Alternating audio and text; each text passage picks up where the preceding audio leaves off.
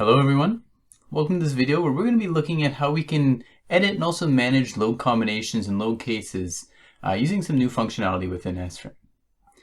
I'm going to be working with this model that was generously provided to us by Protostatics Engineering. We've modified the model and we've actually deleted all the load cases and load combinations, and we want to look at ways that we can generate those automatically for ourselves.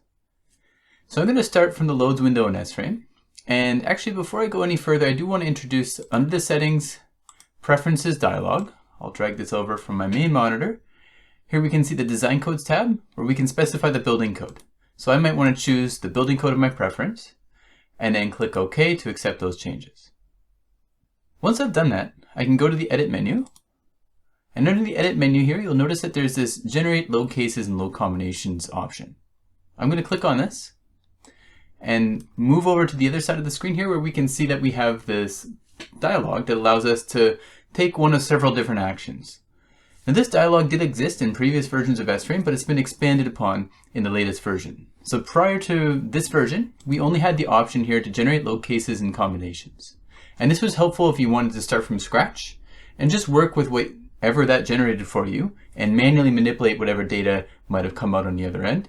But it wasn't so great if you had to update new load cases or you wanted to make changes, or you had already started with load cases and you wanted to generate combinations based off of that. So I'm going to start with the existing functionality here. We can click on the Generate Load Cases and Combinations option. I'll click the Next button. And this is allowing me to basically tell SFrame which load cases I'd like to generate automatically. So I'm going to click on the Dead Load, Live Load, Snow, and Wind as a start. And I choose how many of each one of these load cases I'd like to create. So I have one load case for dead, live, snow, and wind. And I'm sure you probably noticed here at the top of the screen we have this generate load combinations as per MVCC. If we toggle this off, it's only going to generate the load cases. If we have this toggled, it's going to generate both the load cases and the load combinations as per my requirements. So I'm going to click the OK button now. And you'll notice right away we have this drop-down list has been populated with the newly created load cases. So I have D1, L1, S1, and W1. I'm sure you can understand what those letters mean. And the 1 just corresponds to the fact that we could have created more than one of each type of load case. Now if I want to look at this a little bit closer, I can go to the spreadsheet view. And under the spreadsheet view, I'm going to click on this hand button to switch between loads and geometry spreadsheets. So now I can see the load cases in another format here. But I want to look at the load combination data. And I can see that SFrame has generated for me load combinations, 29 in this scenario, that have all been factored according to the building code of my choice. I can modify this, so this is by no means set in stone. I can also save this to my own custom template if I wanted to import or export data from Excel. We have other videos on that type of workflow. And this can be a really helpful starting point if we want to start adding loads to our load cases or combinations. Now I'm actually going to take a step back and I'm going to delete all this data. So I'm going to click on the cell in the top left corner and click the Delete Objects button. It's going to get rid of all my load combinations. And I'm going to go to the load case data as well and do the same thing, just get rid of all my load cases. And I'm going to work through a different scenario that we might encounter where if I go back to the loads window, here you can see that I don't have any load cases existing anymore. So what I could do is I could go in and perhaps adjust the load cases and combinations, or so the load cases rather, to meet my demands. So I'll start with the self-weight load case. I'm going to create one here with just a self-weight, nothing else. Click Update. This was just a blank load case I had in my model. And I'm going to do the same thing for a couple other load cases. I'll drag this over, call this one dead. And actually, it might be faster to do this through the spreadsheet window. So if I go back to spreadsheets, click on the load spreadsheet, here I can simply just click the down arrow to define the number of load cases I'd like. So I'm going to go with 5 for now. And what I want to do here is I want to go with the load description to start off. I'm going to have my dead load, which are my self-weight and dead load case. I'm going to have a live load case. I'm going to have a roof live load case. And I'll also have a wind load case. And you'll notice this tab, or this column that describes the design load type. Now the load cases that I generated automatically were populating this data for us, But I'm creating these models or these load cases from scratch, so they don't have that information predetermined for us. But what I can do is I can assign an appropriate design load type for this particular type of load. So self-weight is going to be a dead load. Same with the dead load case naturally. Live load case, I'm going to set that to the live load type. I have my roof live, which I'm going to use here. And my wind load case, it's going to be here.